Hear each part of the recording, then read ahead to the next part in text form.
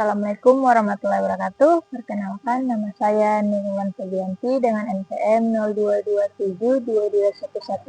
022722111288. Sini saya mahasiswa aktif semester 5 dari program studi akuntansi Fakultas Ekonomi dan Bisnis Universitas Khairul Ternate. Di sini saya akan video saya kali ini membahas terkait dengan materi pertama sampai materi terakhir. Jadi langsung saja pada pembahasannya.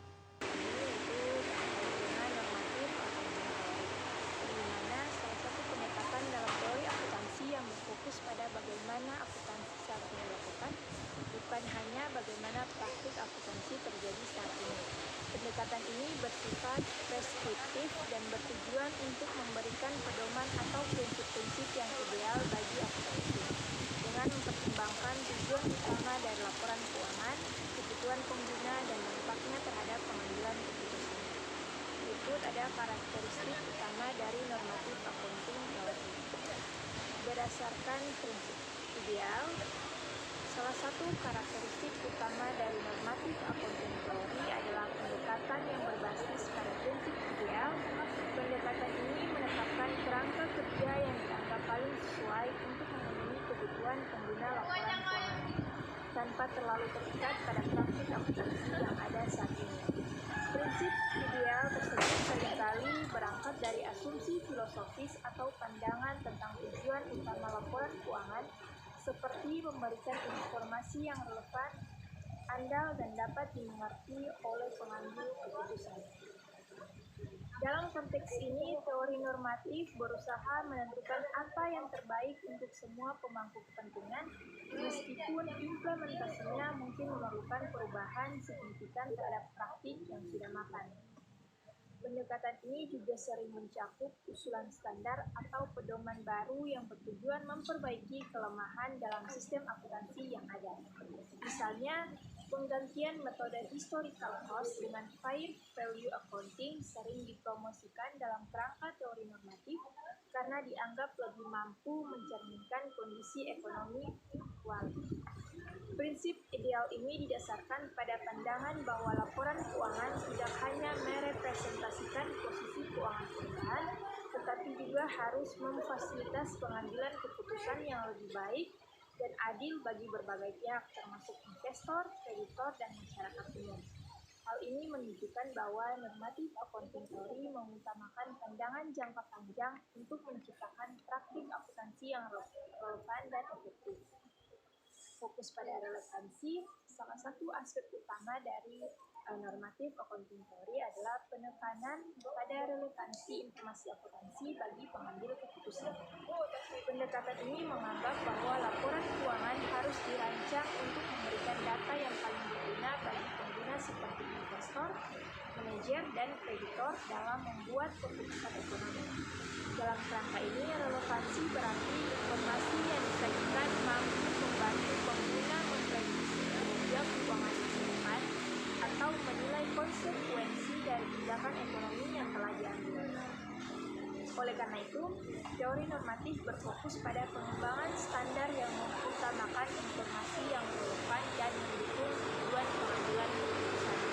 Sebagai contoh, penggunaan nilai wajar atau fair value dalam akuntansi aset dan kewajiban dianggap lebih relevan dibandingkan biaya historis karena nilai wajar mencerminkan kondisi pasar saat ini. Informasi berbasis nilai wajar memberikan gambaran yang lebih akurat tentang posisi keuangan suatu entitas dalam lingkungan ekonomi yang dinamik, sehingga membantu pengguna memahami risiko dan peluang yang dihadapi perusahaan. Dalam konteks ini, teori normatif mendorong praktik akuntansi untuk terus beradaptasi dengan kebutuhan pengguna dan perubahan lingkungan ekonomi. Meskipun itu berarti meninggalkan pendekatan tradisional yang mungkin sudah lama diterapkan. Tidak terbatas pada praktik ini, normatif accounting theory juga tidak membatasi dirinya pada praktik akuntansi yang sudah ada, melainkan berfokus pada bagaimana akuntansi seharusnya dilakukan untuk mencapai hasil yang ideal. Pendekatan ini berorientasi pada inovasi dan pembaruan dengan mempertimbangkan bahwa praktik akuntansi yang ada mungkin tidak sepenuhnya memenuhi kebutuhan pengguna laporan keuangan dalam manajemen bisnis yang terus berubah. Teori ini mengasumsikan bahwa standar dan metode akuntansi yang berlaku saat ini bisa jadi memiliki kelemahan atau tidak lagi relevan dengan kondisi terkini, sehingga perlu diperbaiki atau digantikan dengan pendekatan yang lebih sesuai. Perspektif entity teori. Yang kedua ada perspektif entity teori dalam akuntansi. Entity teori atau teori entitas adalah salah satu pendekatan dalam akuntansi yang berfokus pada perusahaan atau entitas sebagai suatu kesatuan ekonomi yang terpisah dari pemiliknya. Perspektif ini memainkan peran penting dalam membentuk bagaimana laporan keuangan disusun dan ditertibkan. Teori ini menganggap bahwa perusahaan memiliki eksistensi sendiri yang independen, sehingga segala aset, kewajiban, pendapatan, dan beban yang dimiliki atau dihasilkan oleh perusahaan adalah milik perusahaan sendiri, bukan milik pemiliknya. Hal ini berarti bahwa perusahaan dapat bertindak sebagai subjek hukum yang dapat memiliki aset, mengakui utang, serta melakukan transaksi tanpa campur tangan langsung dari kepentingan pribadi pemilik. Dengan demikian, laporan keuangan dalam pendekatan ini berfokus untuk mencerminkan kondisi keuangan dan kinerja perusahaan sebagai suatu kesatuan terlepas dari hubungan dengan pemilik atau pemilik. Pendekatan ini juga memiliki implikasi besar dalam cara informasi keuangan disusun dan digunakan. Misalnya, investasi pemilik dianggap sebagai kewajiban perusahaan kepada pemilik, serupa dengan kewajiban kepada kreditor. Dividen yang dibayarkan kepada pemegang saham tidak dianggap sebagai beban, tetapi sebagai pengurangan ekuitas perusahaan. Perspektif ini bertujuan memberikan informasi yang relevan bagi berbagai pihak yang berkepentingan dengan entitas seperti investor, kreditor, dan manajer. Dengan fokus pada entitas sebagai pusat perhatian, teori ini sangat cocok diterapkan pada perusahaan besar atau berbadan hukum, di mana kepemilikan tersebut luas dan penting untuk menjaga pemisahan yang jelas antara perusahaan dan pemiliknya. Prinsip utama entity teori yang pertama itu ada entitas terpisah, yang dimana perusahaan dianggap sebagai entitas ekonomi yang independen dari pemiliknya. Ini berarti bahwa aset, kewajiban, pendapatan, dan beban perusahaan adalah milik perusahaan itu sendiri, bukan milik pemilik sekolah. Yang kedua ada fokus pada perusahaan, di mana laporan keuangan disusun untuk mencerminkan kondisi keuangan dan kinerja perusahaan sebagai entitas tanpa memandang kepentingan individu pemilik atau pemegang saham. Yang berikut ada prinsip fokus pada perusahaan dalam entity teori, menegaskan bahwa penyajian laporan keuangan harus memprioritaskan entitas perusahaan itu sendiri, bukan individu pemilik atau pemegang saham. Perusahaan dilihat sebagai subjek ekonomi yang independen, sehingga laporan keuangan bertujuan untuk menggambarkan kondisi keuangan dan kinerja bisnis entitas tersebut secara objektif. Prinsip ini memungkinkan laporan keuangan menjadi alat yang informatif bagi berbagai pemangku kepentingan seperti investor, kreditor, dan manajemen yang membutuhkan informasi tentang perusahaan sebagai satu kesatuan. Dengan demikian, fokus pada perusahaan menjadikan laporan keuangan lebih relevan dan dapat diandalkan oleh berbagai pihak yang berkepentingan. Dalam praktiknya, fokus ini berarti semua transaksi seperti aset, kewajiban, pendapatan, dan beban yang dicatat dalam laporan keuangan adalah milik dan tanggung jawab perusahaan, terlepas dari kepemilikan atau struktur modal. Sebagai contoh, jika perusahaan memperoleh laba tersebut tetap berada dalam kendali perusahaan sampai didistribusikan, seperti melalui dividen kepada pemegang saham. Demikian pula, beban yang ditimbul dianggap sebagai pengurangan sumber daya perusahaan, bukan beban pribadi pemilik. Pendekatan ini menciptakan pemisahan yang jelas antara entitas perusahaan dan individu yang terlibat di dalamnya, sehingga mempermudah penilaian terhadap kinerja perusahaan secara keseluruhan tanpa terdistorsi oleh kepentingan pribadi. Yang ketiga ada akuntansi ekuitas, yang dimana dalam teori ini ekuitas pemilik dianggap sebagai kewajiban perusahaan kepada pemilik. Dengan kata lain, dari perspektif entitas, investasi pemilik dipandang sebagai klaim terhadap aset perusahaan mirip dengan klaim kreditor. Prinsip akuntansi dalam entity theory menekankan bahwa ekuitas pemilik dipandang sebagai kewajiban perusahaan kepada pemiliknya. Dan keempat, ada pengambilan keputusan, yang dimana entity theory berfokus pada memberikan informasi yang relevan kepada berbagai pemangku kepentingan termasuk manajer, kreditor, dan investor yang tertarik pada kinerja perusahaan secara keseluruhan. Materi berikut ada agensi teori. Agensi teori adalah konsep dalam ekonomi dan manajemen yang menjelaskan hubungan antara prinsipal atau pemilik atau pemberi wewenang dan agen, yang dimana pihak yang diberi wewenang untuk bertindak atas nama prinsipal. Teori ini sering digunakan dalam konteks perusahaan, di mana prinsipal adalah pemegang saham dan agen adalah manajer atau eksekutif perusahaan. Elemen utama agensi teori adalah teori yang menjelaskan hubungan antara pihak yang memberikan wewenang atau prinsipal dan pihak yang diberi wewenang atau agen untuk bertindak atas nama prinsipal. Teori ini terutama digunakan dalam dunia bisnis dan keuangan untuk memahami interaksi antara pemilik perusahaan seperti pemegang saham dan manajer atau eksekutif perusahaan. Fokus utama teori ini adalah mengidentifikasi dan mengelola konflik kepentingan yang dapat muncul karena prinsipal dan agen memiliki tujuan yang berbeda. Konflik dalam hubungan ini dikenal sebagai agensi program, di mana agen mungkin bertindak demi kepentingan pribadinya yang tidak selalu sejalan dengan kepentingan prinsipal. Misalnya, manajer perusahaan mungkin mengambil keputusan yang menguntungkan dirinya sendiri, seperti menetapkan gaji yang lebih tinggi, meskipun hal tersebut tidak meningkatkan nilai perusahaan. Untuk mengatasi masalah ini, prinsipal biasanya mengeluarkan biaya pengawasan atau monitoring atau memberikan insentif berbasis kinerja agar agen bertindak sesuai dengan kepentingan prinsipal. Dalam konteks akuntansi juga dan keuangan, agensi teori menjadi dasar untuk praktik seperti pelaporan keuangan, pemberian insentif, dan audit independen. Laporan keuangan digunakan oleh prinsipal untuk memantau kinerja agen, sementara audit memberikan jaminan bahwa informasi yang disajikan dapat dipercaya. Dengan menerapkan mekanisme ini, prinsipal dapat meminimalkan konflik kepentingan dan memastikan bahwa agen bekerja secara efisien untuk mencapai tujuan bersama. Prinsipal dalam elemen utama agensi teori adalah pihak yang memberikan wewenang kepada pihak lain, yaitu agen, untuk bertindak atas namanya.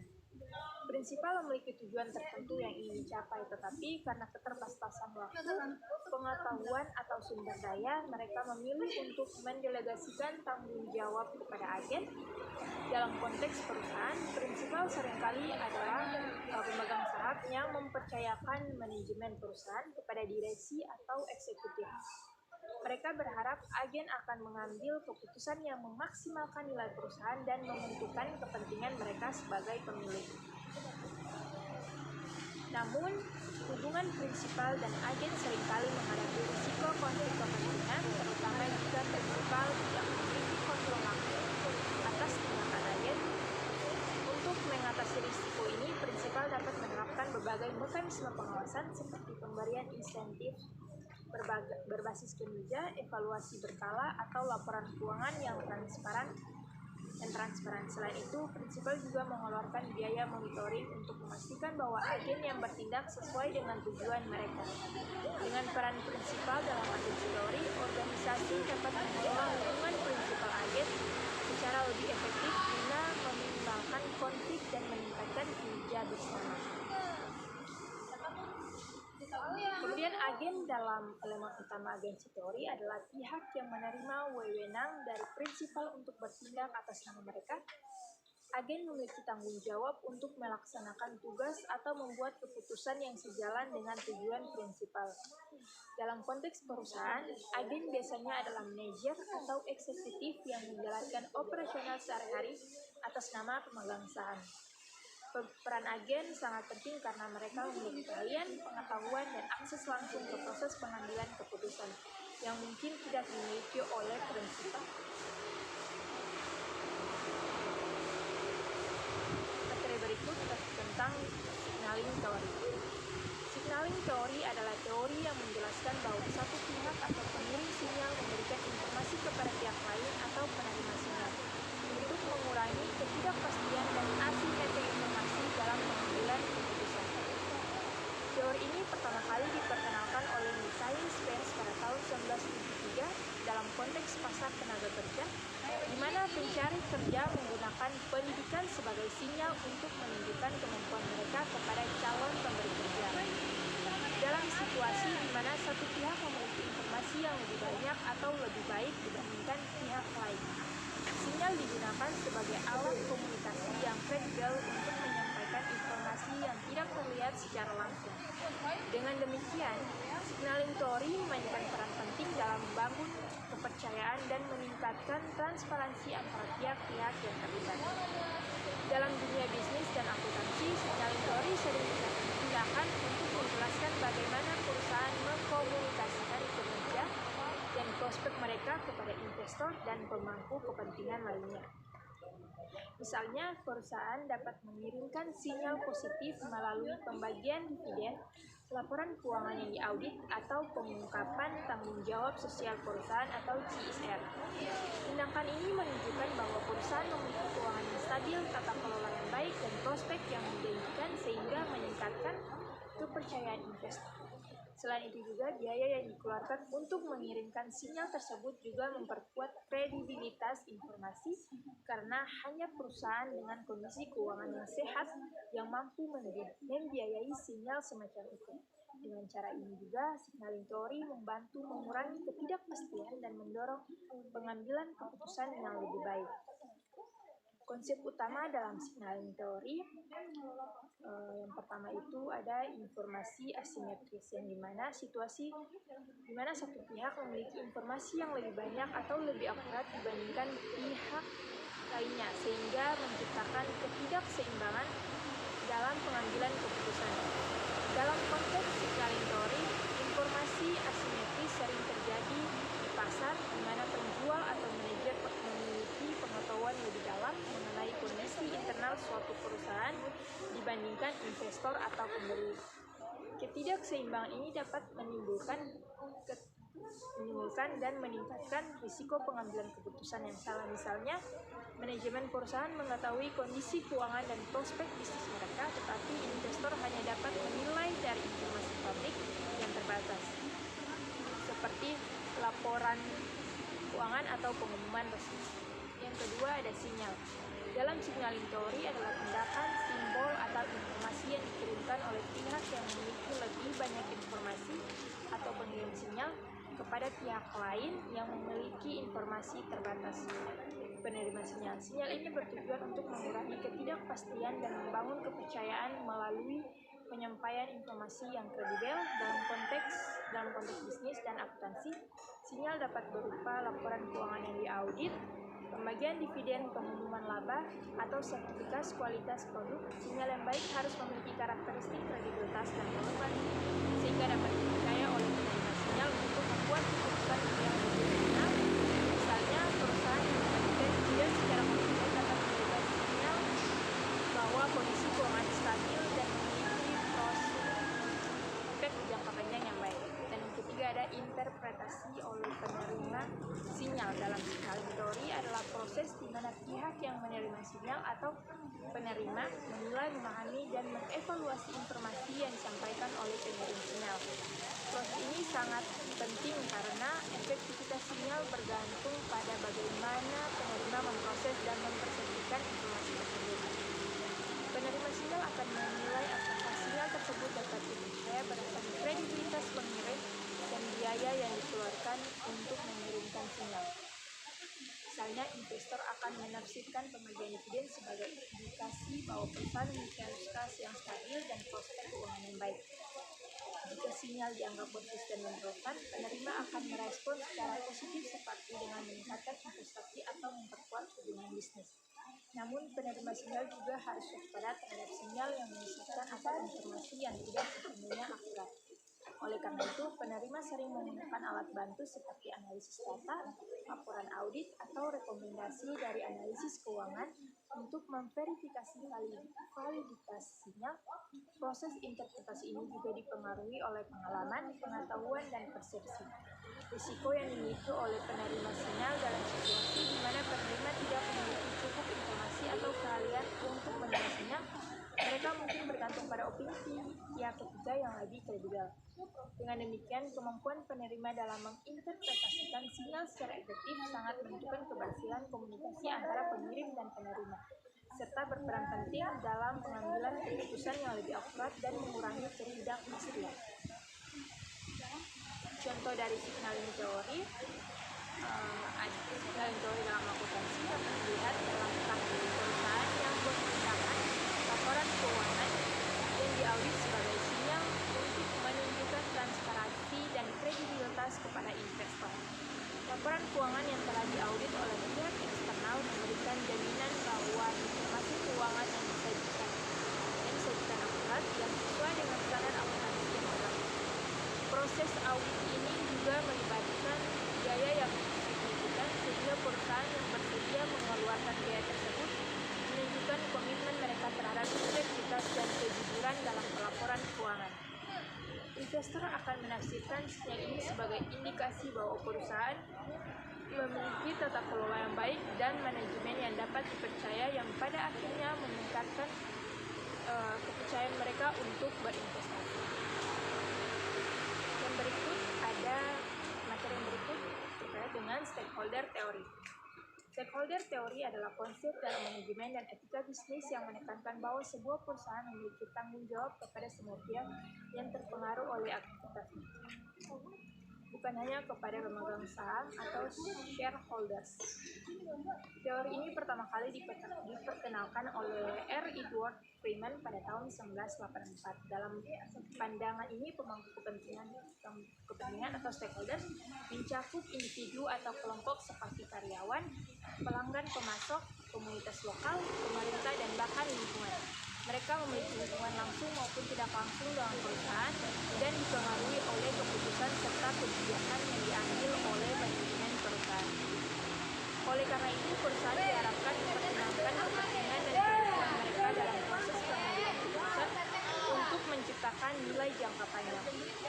Pemangku kepentingan atau stakeholder meliputi yang pertama ada pemangku kepentingan internal, di mana individu atau kelompok yang memiliki keterlibatan langsung di dalam organisasi dan terlibat dalam operasional serta pengambilan keputusan perusahaan. Terutama pemangku kepentingan internal meliputi karyawan, manajer, dan pemilik perusahaan.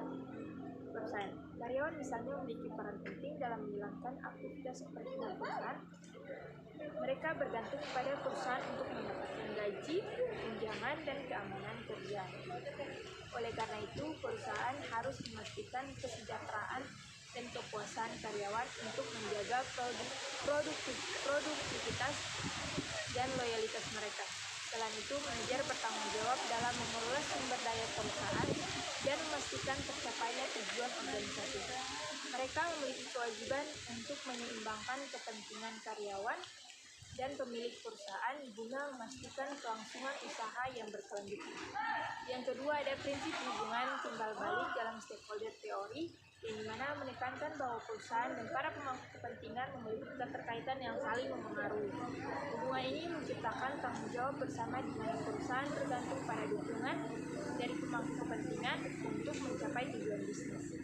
Sementara pemangku kepentingan juga bergantung pada perusahaan untuk memenuhi kebutuhan dan harapan mereka. Misalnya, karyawan mengandalkan perusahaan untuk mendapatkan penghasilan dan keamanan kerja, sedangkan perusahaan membutuhkan tenaga kerja yang produktif untuk mencapai kesuksesan operasional. Demikian pula, pelanggan mengharapkan produk atau layanan yang berkualitas, sementara perusahaan memerlukan loyalitas pelanggan untuk bertahan di pasar. Oleh karena itu, prinsip ini menuntut perusahaan untuk membangun hubungan yang saling menguntungkan, berbasis kepercayaan, komunikasi yang terbuka, dan komitmen terhadap kesejahteraan bersama guna menciptakan nilai jangka panjang bagi semua pihak. Yang ketiga ada prinsip keseimbangan. Prinsip keseimbangan kepentingan dalam stakeholder theory menyoroti pentingnya perusahaan untuk mempertimbangkan dan menyeimbangkan berbagai kepentingan dari para pemangku kepentingan yang sering kali berbeda atau bahkan bertentangan. Misalnya, pemilik perusahaan mungkin menginginkan peningkatan keuntungan melalui efisiensi biaya, sementara karyawan menginginkan kenaikan gaji dan kondisi kerja yang lebih baik dalam situasi seperti itu. Perusahaan harus mengambil keputusan yang adil dan transparan untuk memastikan bahwa kebutuhan semua pihak dipertimbangkan tanpa mengorbankan kesejahteraan kelompok tertentu. Pendekatan ini tidak hanya membantu mengurangi potensi konflik, tetapi juga memperkuat hubungan jangka panjang dengan pemangku kepentingan, yang pada akhirnya mendukung keberlanjutan dan pertumbuhan perusahaan. Dengan menerapkan prinsip ini, perusahaan dapat menciptakan lingkungan kerja yang harmonis, meningkatkan kepercayaan publik, dan memperkuat reputasi di pasar. Manfaat stakeholder theory meningkatkan reputasi perusahaan merupakan salah satu manfaat utama dari penerapan stakeholder theory. Ketika perusahaan memperhatikan kebutuhan dan kepentingan para pemangku kepentingan seperti karyawan, pelanggan, komunitas, dan lingkungan. Hal ini menciptakan citra positif di mata publik. Perusahaan yang menunjukkan komitmen terhadap tanggung jawab sosial dan praktik bisnis yang etis akan lebih dipercaya oleh masyarakat dan dianggap sebagai organisasi yang peduli terhadap isu-isu sosial dan lingkungan. Reputasi yang baik ini tidak hanya membantu menarik pelanggan baru, tapi juga memperkuat loyalitas pelanggan yang sudah ada. Selain itu, perusahaan yang memiliki reputasi positif lebih menarik bagi investor dan mitra bisnis yang pada akhirnya dapat meningkatkan daya saing dan pertumbuhan jangka panjang. Yang kedua ada membangun kepercayaan dengan pelanggan dan komunitas adalah salah satu manfaat penting dari penerapan stakeholder theory.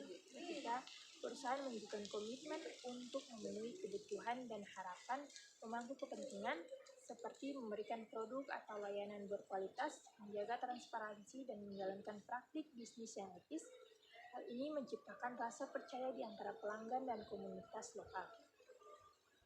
Kepercayaan ini sangat berharga karena dapat meningkatkan loyalitas pelanggan, memperkuat hubungan jangka panjang, dan mendorong rekomendasi positif dari mulut ke mulut. Selain itu, komunitas yang merasa dihargai oleh perusahaan akan lebih mendukung operasional bisnis, mengurangi risiko penolakan sosial, dan bahkan membantu perusahaan dalam menghadapi tantangan atau krisis. Hubungan yang kuat dengan pelanggan dan komunitas juga menciptakan keunggulan kompetitif yang sulit ditiru oleh pesaing, memperkuat posisi perusahaan di pasar. Demikian, perusahaan yang mengintegrasikan stakeholder theory dalam pengambilan keputusan, kritik terhadap stakeholder theory. Yang pertama itu ada sulit untuk menyeimbangkan semua kepentingan yang bertentangan. Dua, tidak memberikan pedoman yang jelas untuk pengambilan keputusan saat terjadi konflik kepentingan. Materi berikut ada New Public Management.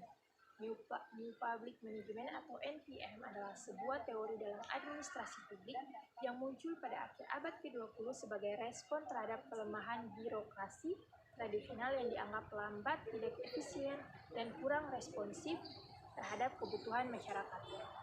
Teori ini mengadopsi prinsip-prinsip manajemen sektor swasta untuk diterapkan dalam sektor publik dengan tujuan meningkatkan efisiensi, efektivitas, dan akuntabilitas.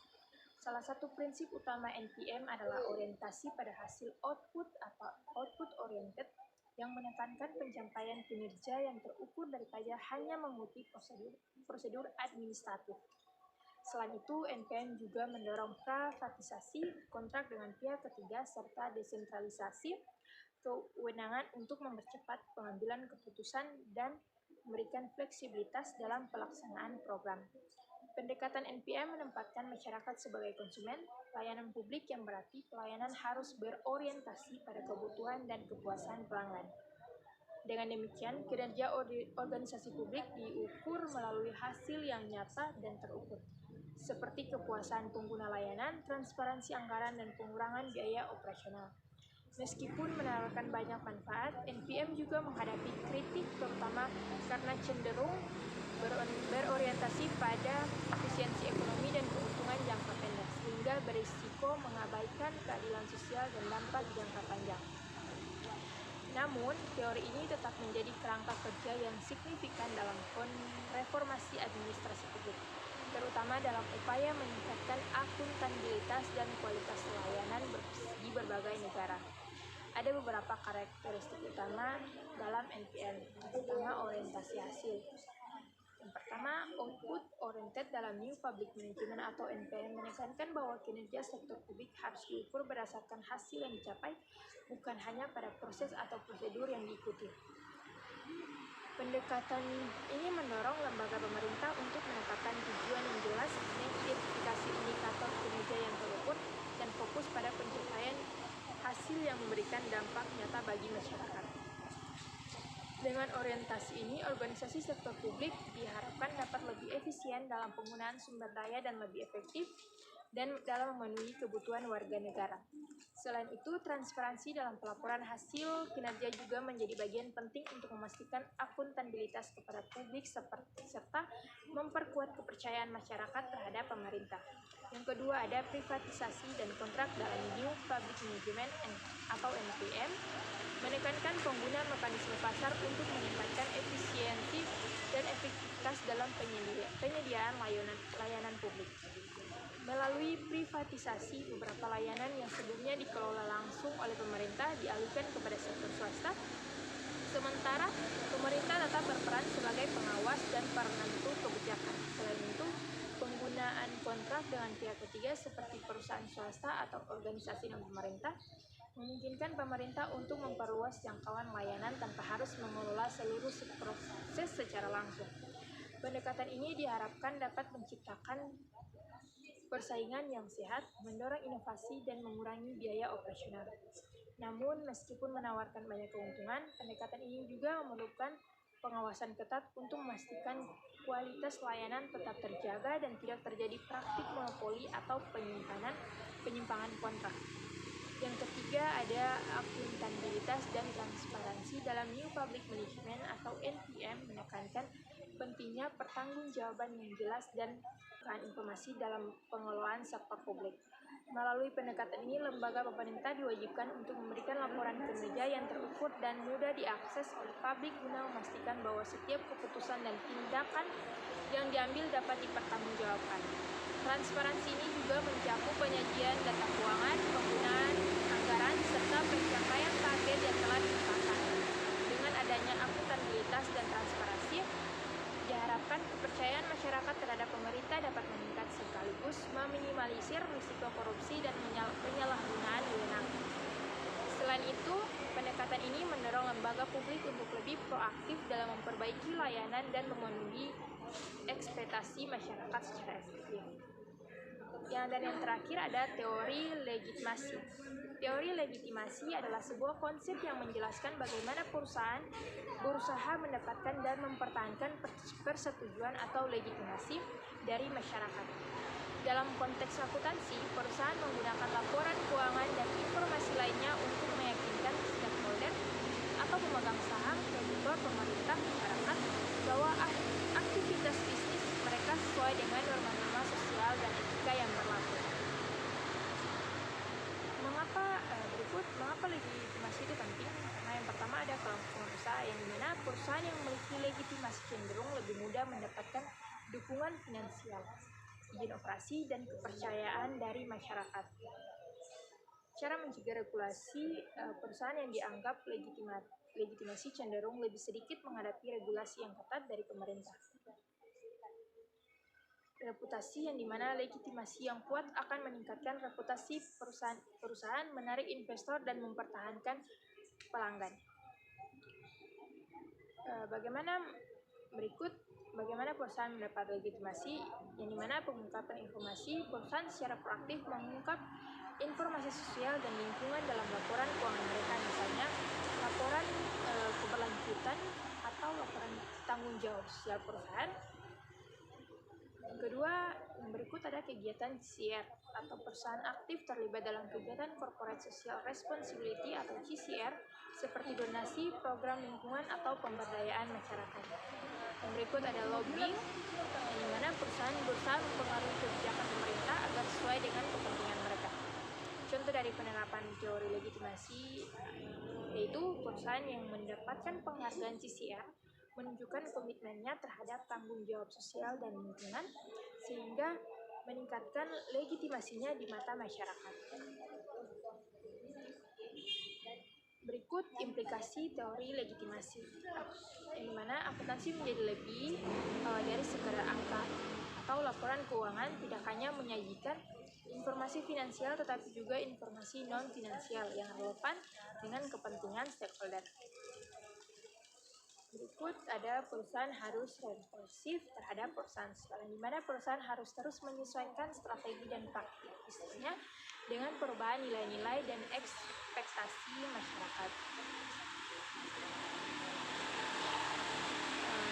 Yang terakhir itu ada kesimpulan dari teori legitimasi, yang dimana teori legitimasi memberikan pemahaman yang lebih mendalam tentang peran akuntansi dalam membangun hubungan antara perusahaan dan masyarakat.